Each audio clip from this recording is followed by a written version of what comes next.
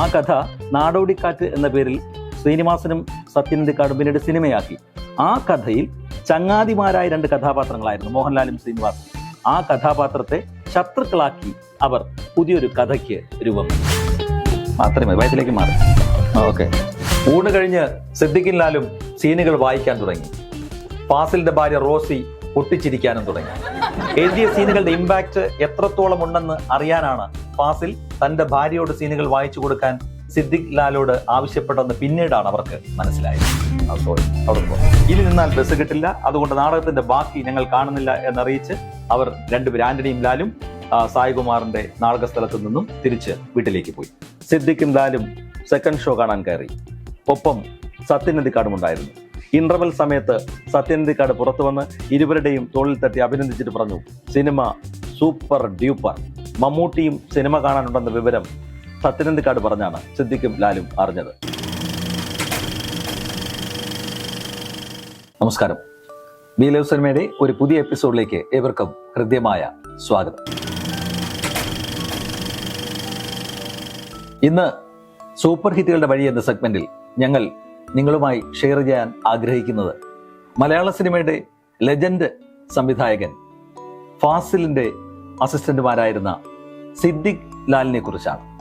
അവരുടെ ആദ്യ super hit ചിത്രം റാംജി റാവു സ്പീക്കിംഗ്.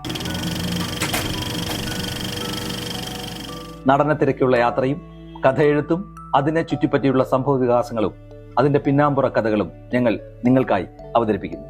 ഇവർക്കും ഒരിക്കൽ കൂടി ഈ സെഗ്മെന്റിലേക്ക് സ്വാഗതം. എന്നെന്നും കണ്ണേട്ടൻ എന്ന സിനിമയുടെ ഫൈനൽ എഡിറ്റിംഗ് നടക്കുന്ന സമയത്താണ് സിദ്ദിഖ് ലാലിന് ഫാസിൽ ആ ഓഫർ നൽകിയത്. അടുത്ത ചിത്രം നിർമ്മിക്കുന്നത് ഞാനും ഔസേപ്പച്ചനും ചേർന്നാണ്, നിങ്ങളാണ് സംവിധായകർ. പക്ഷെ ഈ ഓഫർ കേട്ട് സിദ്ദിഖ് ലാലിനും അമ്പരപ്പാണ് ഉണ്ടായത്. തങ്ങൾ സംവിധാനം ചെയ്യാൻ ആയോ എന്ന സംശയം.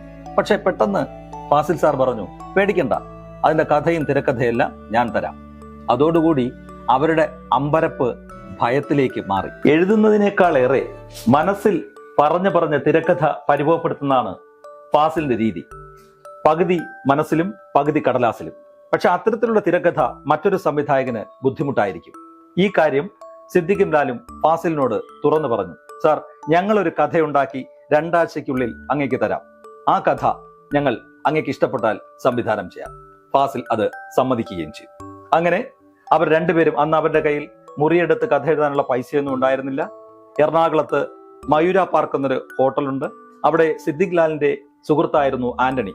കൂടാതെ ഈ മയൂര പാർക്ക് ഹോട്ടലിന്റെ മാനേജറായിരുന്നു പീറ്റർ സൗജന്യമായി 205 നമ്പർ മുറി സിദ്ദിഖിനും ലാലിനും കഥ എഴുതാനായി നൽകി. മുറിയെടുക്കാൻ കാശ് വേണമെന്ന് ഫാസിലിനോടോ ഔസേപ്പച്ചനോടോ ചോദിക്കാൻ കഴിയാത്തതിനാൽ എഴുത്ത് കഴിഞ്ഞ് അവർ പണം തരുമ്പോൾ ബില്ല് സെറ്റിൽ ചെയ്യാം എന്ന ഒരു നിബന്ധനയോടുകൂടി 205 നമ്പർ മുറി മയൂര പാർക്കിൽ ഇരുന്ന് സിദ്ദിഖ് ലാൽ കഥ എഴുതാൻ തീരുമാനിച്ചു. എറണാകുളം നഗരത്തിന്റെ ഹൃദയഭാഗമായ കച്ചേരിപ്പടിയിലായിരുന്നു മയൂര പാർക്ക് എന്ന ഹോട്ടൽ.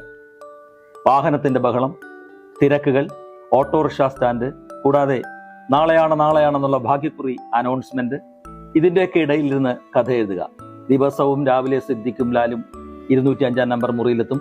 പല കഥകളും ആലോചിക്കും. പക്ഷേ ഒരു കഥയും ശരിയാകുന്നില്ല. അങ്ങനെ അവസാനം അവർ അവരുടെ കാലില്ലാ കോലങ്ങൾ എന്ന കഥ, ആ കഥ നാടോടിക്കാറ്റ് എന്ന പേരിൽ ശ്രീനിവാസനും സത്യനന്ദിക്കാടും പിന്നീട് സിനിമയാക്കി. ആ കഥയിൽ ചങ്ങാതിമാരായ 2 കഥാപാത്രങ്ങളായിരുന്നു മോഹൻലാലും ശ്രീനിവാസനും. ആ കഥാപാത്രത്തെ ശത്രുക്കളാക്കി അവർ പുതിയൊരു കഥയ്ക്ക് രൂപം നൽകി. ഒരു പ്രത്യേക സാഹചര്യത്തിൽ ശത്രുക്കളായി മാറിയ 2 ചെറുപ്പക്കാർ ഒരേ കൂരയ്ക്ക് കീഴിൽ താമസിക്കുന്നു എന്ന ചിന്തയിൽ നിന്നാണ് റാംജി റാവു സ്പീക്കിംഗ് എന്ന സിനിമയുടെ കഥ ഉരുത്തിരിഞ്ഞു വന്നത്. ഇരുവരും ശത്രുക്കളാകാൻ വഴക്കിടാൻ ഒരു കാരണം കണ്ടെത്തി ഒരു പോക്കറ്റടി എപ്പിസോഡ് ഉണ്ടാക്കി ആദ്യം തന്നെ എസ്റ്റാബ്ലിഷ് ചെയ്തു വെച്ചു. പിന്നീട് ബാലകൃഷ്ണനും ഗോപാലകൃഷ്ണനും എവിടെ താമസിക്കും എന്നതായിരുന്നു സിദ്ദിഖ് ലാലുമാരുടെ ചിന്ത. അങ്ങനെ മാന്നാർ മത്തായി എന്ന കഥാപാത്രമുണ്ടായി. ബാലകൃഷ്ണനും ഗോപാലകൃഷ്ണനും മാന്നാർ മത്തായിക്കും പൂർവ്വ കഥകളുണ്ടായി. മൂവർക്കും അത്യാവശ്യമായി വേണ്ടതും ആവശ്യത്തിനില്ലാത്തതും പണമാണ്. ആ ദാരിദ്ര്യ നാളുകളിൽ ഒടുവിൽ ഒരു ഫോൺ വന്നു, ഒരു കിഡ്നാപ്പറുടെ ഫോൺ. റാംജി റാവു സ്പീക്കിംഗ്. ഒരു റോങ് നമ്പർ. ഒരു കുട്ടിയെ തട്ടിക്കൊണ്ടുപോയിട്ടുണ്ടെന്നും ലക്ഷങ്ങൾ തന്നാലേ കുട്ടിയെ മോചിപ്പിക്കുള്ളൂ എന്നും പറഞ്ഞ് വന്ന ഫോൺ കോൾ വെച്ചൊരു കളി കളിക്കാൻ സിദ്ദിഖ് ലാൽമാർ തീരുമാനിച്ചു. കുട്ടിയുടെ യഥാർത്ഥ അച്ഛനെ കണ്ടുപിടിച്ച് റാംജി റാവു ആവശ്യപ്പെട്ടതിന്റെ ഇരട്ടി തുക വാങ്ങുക, പകുതി റാംജി റാവുവിന് നൽകുക, ബാക്കി പകുതി ഉപയോഗിച്ച് തങ്ങളുടെ കഷ്ടപ്പാടുകളും പ്രാരാബ്ദങ്ങളും മാറ്റുക. ഇതായിരുന്നു ബാലകൃഷ്ണന്റെയും ഗോപാലകൃഷ്ണന്റെയും ലക്ഷ്യം. ദാരിദ്ര്യമുള്ളവർക്ക് എങ്ങനെ ഫോൺ വരും? അതായിരുന്നു അടുത്ത ചിന്ത. ബാലകൃഷ്ണനും ഗോപാലകൃഷ്ണനും താമസിക്കുന്നത് ഒരു വാടക കെട്ടിടത്തിലായിരുന്നു. അത് നാടക ബുക്കിംഗ് ഓഫീസാക്കാൻ തീരുമാനിച്ചു. അങ്ങനെയാണ് ഉർമീസ് തമ്പാന്റെ എല്ലാ ഫോണുകളും ഉർവശി തിയേറ്റേഴ്സ് എന്ന ഈ പൊളിഞ്ഞ നാടക കമ്പനിയിലേക്ക് എത്തിയത്. ആദ്യം ഒരു കെയർടേക്കർ ആയിട്ടാണ് ഇന്നസെന്റിന്റെ മാന്നാർമത്ത എന്ന കഥാപാത്രം തീരുമാനിച്ചിരുന്നത്. പിന്നീട് പൊളിഞ്ഞ നാടക കമ്പനിയുടെ മുതലാളിയാക്കുകയായിരുന്നു. ഫാസിലിന്റെ തന്നെ ഒരു പഴയ നാടകത്തിലെ കഥാപാത്രമായിരുന്നു ഈ പൊളിഞ്ഞ നാടക കമ്പനി മുതലാളി. ആ കഥാപാത്രം സിദ്ദിഖ് ലാൽ ഈ സിനിമയിലേക്ക് പറിച്ചു നടുകയായിരുന്നു. ബ്രദേഴ്സ് ഹോട്ടലിൽ ഇരുന്നാണ് ഫാസിൽ ഈ സീനുകൾ വായിച്ചു കേട്ടത്. അതിനുശേഷം അദ്ദേഹം ഊണ് കഴിക്കാൻ വീട്ടിലേക്ക് പോയി. സിദ്ദിഖും ലാലും ബ്രദേഴ്സ് ഹോട്ടലിലെ റെസ്റ്റോറന്റിലേക്ക് പോയി. ഇടയ്ക്ക് വെച്ച ഒരു ഫോൺ കോൾ. ഫാസിൽ വിളിക്കുന്നു, ഊണ് വീട്ടിൽ വന്ന് കഴിക്കാം, ആ സ്ക്രിപ്റ്റുമായി ഇങ്ങി പോരെ. അങ്ങനെ അദ്ദേഹത്തിന്റെ വീട്ടിൽ സിദ്ദിഖും ലാലും എത്തുന്നു. അവിടെ വെച്ച് ഫാസിൽ പറയുകയാണ്, ഞാൻ പറഞ്ഞിട്ട് മനസ്സിലാകുന്നില്ല, എന്റെ ഭാര്യ റോസിക്ക് ഇതിന്റെ സീനുകൾ ഒന്ന് വായിച്ച് കേൾപ്പിക്കാൻ. ഊണ് കഴിഞ്ഞ് സിദ്ദിഖും ലാലും സീനുകൾ വായിക്കാൻ തുടങ്ങി. ഫാസിലിന്റെ ഭാര്യ റോസി പൊട്ടിച്ചിരിക്കാനും തുടങ്ങി. എഴുതിയ സീനുകളുടെ ഇമ്പാക്ട് എത്രത്തോളം ഉണ്ടെന്ന് അറിയാനാണ് ഫാസിൽ തന്റെ ഭാര്യയോട് സീനുകൾ വായിച്ചു കൊടുക്കാൻ സിദ്ദിഖ് ലാലോട് ആവശ്യപ്പെട്ടെന്ന് പിന്നീടാണ് അവർക്ക് മനസ്സിലായത്. 10 സീനുകൾ കഴിഞ്ഞ് കഥ മുന്നോട്ട് പോകുന്നില്ല. കാരണം കഥയിൽ തടസ്സങ്ങൾ വരാത്തതായിരുന്നു കാരണം. തൊഴിലില്ലാത്ത ചെറുപ്പക്കാരുടെ കഥയും കുട്ടിയെ കിഡ്നാപ്പ് ചെയ്തു കൊണ്ടുപോകുന്ന കഥയും രണ്ടും രണ്ട് കഥയായി നിൽക്കുന്നത് പോലെ തോന്നി. അപ്പോഴാണ് സിനിമയ്ക്ക് റാംജി റാവു സ്പീക്കിംഗ് എന്ന പേര് ഫാസിൽ നിർദ്ദേശിച്ചത്. അതോടുകൂടി ചേരാതെ നിന്ന കഥകൾ ചേരുന്നുവെന്ന് സിദ്ദിഖിനും ലാലിനും ബോധ്യമായി. പ്രധാന കഥാപാത്രങ്ങളായി മുകേഷിനും ഇന്നസെന്റിനുമൊപ്പം ഒരു പുതുമുഖ നടനെയാണ് ആദ്യം അവതരിപ്പിക്കാൻ ആലോചിച്ചത്. അതിനു മുൻപ് ജയറാമിന്റെ ഡേറ്റ് 1 വർഷം ശ്രമിച്ചെങ്കിലും അദ്ദേഹത്തിന്റെ തിരക്ക് കാരണം ഡേറ്റ് ലഭിച്ചില്ല. അങ്ങനെയാണ് പുതുമുഖ നായകനിലേക്ക് ആ ആലോചന ചെന്നെത്തിയത്. തിരുവനന്തപുരത്ത് കലാപരിപാടികൾ അവതരിപ്പിക്കാൻ പോകുമ്പോൾ ഒട്ടുമിക്ക കലാകാരന്മാരും താമസിച്ചിരുന്ന പ്രശസ്തമായ ലോഡ്ജിൽ വെച്ച് പരിചയപ്പെട്ട ഒരു ചെറുപ്പക്കാരന്റെ മുഖം സിദ്ദിഖിന്റെയും ലാലിന്റെയും മനസ്സിലേക്ക് കടന്നു വന്നു. ആ മുഖമാണ് സായികുമാർ എന്ന നടന്റെ മുഖം. അങ്ങനെ കൊട്ടാരക്കര ശ്രീധരൻ നായരുടെ മകനാണ് സായികുമാർ എന്ന് കലാഭവൻ റഹ്മാനാണ് സിദ്ദിഖ് ലാൽമാരോട് പറഞ്ഞത്. അങ്ങനെ അവർ ആ പുതുമുഖ നായകനെ തേടിയുള്ള അന്വേഷണം സായികുമാറിൽ അവസാനിച്ചു. സിദ്ദിഖ് അന്ന് മദ്രാസിലാണ്. സായികുമാർ തിരുവനന്തപുരത്തോ കൊല്ലത്തോ ഒരു നാടകത്തിൽ അഭിനയിക്കാൻ പോകുന്നുണ്ടെന്നറിഞ്ഞ് ലാലിനെ ഏർപ്പാട് ചെയ്തു സായികുമാറിനെ കാണാൻ. അങ്ങനെ ലാലും സുഹൃത്ത് ആന്റണിയും കൂടി സായികുമാർ അഭിനയിക്കുന്ന നാടകം എവിടെയാണെന്നറിഞ്ഞ് അന്വേഷിച്ച് കണ്ടെത്തി നാടക വേദിയിലെത്തി. നാടകം തുടങ്ങുന്നതിന് മുൻപ് തന്നെ സായികുമാറിനെ കണ്ടു. നാടകം ഇടവേള വരെ കണ്ട അവർ ഗ്രീൻ റൂമിൽ ചെന്ന് സായികുമാറിനോട് പറഞ്ഞു, ഞങ്ങൾ ഫാസിൽ സാറിന്റെ അസിസ്റ്റന്റുമാരാണ്. ഞങ്ങൾ അടുത്ത് ചെയ്യുന്ന സിനിമയുടെ കഥാപാത്രം ഒരു പുതുമുഖ നടനാണ്. അതിന് ഞങ്ങളുടെ മനസ്സിൽ കണ്ടത് താങ്കളെയാണ്. താങ്കളുടെ ഇടവേള വരെയുള്ള നാടകം ഞങ്ങൾ കണ്ടു.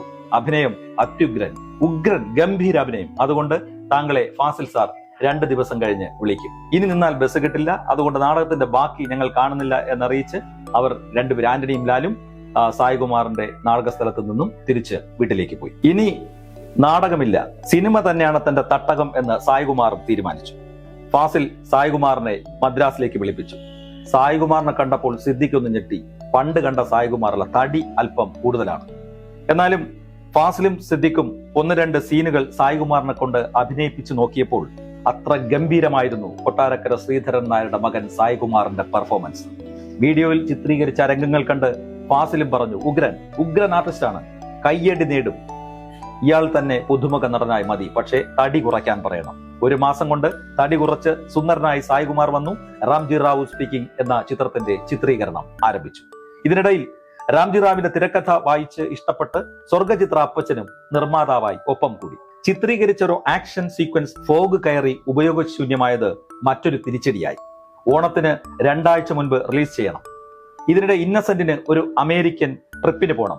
പോയാൽ പിന്നെ ഓണം കഴിഞ്ഞ് തിരിച്ചു വരത്തുള്ളൂ. അങ്ങനെ പുതുമുഖ സംവിധായകർ അനുഭവിക്കേണ്ട സകല ടെൻഷനും ആദ്യ സിനിമയിൽ തന്നെ സിദ്ദിഖും ലാലും അനുഭവിച്ചു. ഫോഗ് വന്ന ഭാഗവും ഇന്നസെന്റിനെ കൊണ്ട് ഡബ് ചെയ്യിപ്പിച്ച് സ്ക്രിപ്റ്റിൽ ഇല്ലാത്ത ഡയലോഗുകൾ പോലും ലിപ്പ് ഉള്ളിടത്തും ഇല്ലാത്തിടത്തും ഡബ് ചെയ്യിപ്പിച്ച് കട്ട് ചെയ്തെടുത്ത് മറ്റൊരു സീക്വൻസ് ആക്കി അതൊരു കോമഡി ഫൈറ്റ് സീനാക്കി മാറ്റി. റീഷൂട്ട് ചെയ്യാനുള്ള ബുദ്ധിമുട്ട് കൊണ്ടാണ് ഇങ്ങനെയൊക്കെ ചെയ്തത്. ഡയലോഗ് വെച്ച് എഡിറ്റ് ചെയ്ത് കണ്ടപ്പോൾ അതൊരു ഗംഭീര സീനായി മാറി. ഒരു ഓണക്കാലത്ത് റിലീസ് ചെയ്യാമെന്ന് ഉറപ്പിച്ച് റാംജി റാവു സ്പീക്കിങ്ങിന്റെ ഷൂട്ടിംഗ് തുടങ്ങിയെങ്കിലും ആ ഓണക്കാലത്ത് ഒരുപാട് വമ്പൻ ചിത്രങ്ങളുണ്ടായിരുന്നു. ഒടുവിൽ ഓണത്തിന് 2 ആഴ്ച മുൻപ് റിലീസ് ചെയ്യാൻ തീരുമാനിക്കുകയായിരുന്നു. ഒരുവിധം വർക്കൊക്കെ തീർത്ത് സിനിമയുടെ പ്രിവ്യൂ മദ്രാസിൽ വെച്ചു.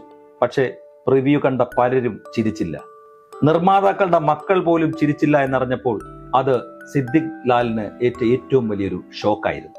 20 മിനിറ്റ് വെട്ടിക്കുറച്ചാൽ ചിലപ്പോൾ തട്ടിമുട്ടി ഈ സിനിമ പോയേക്കാം എന്ന് വിതരണക്കാർ പറഞ്ഞു.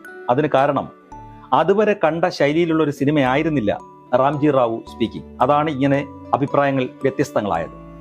ആ സിനിമയുടെ പ്രിവ്യൂ കാണാൻ മലയാളത്തിന്റെ താരം കൊച്ചിൻ ഹനീഫയും ഉണ്ടായിരുന്നു.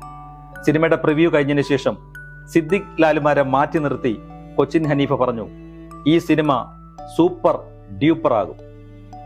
ഈ സിനിമ സൂപ്പർ ആയില്ലെങ്കിൽ ഞാൻ സിനിമാ അഭിനയം നിർത്തും എന്നുകൂടി കൊച്ചിൻ ഹനീഫ പറഞ്ഞപ്പോൾ സിദ്ദിഖും ലാലും ആശയക്കുഴപ്പത്തിലായി.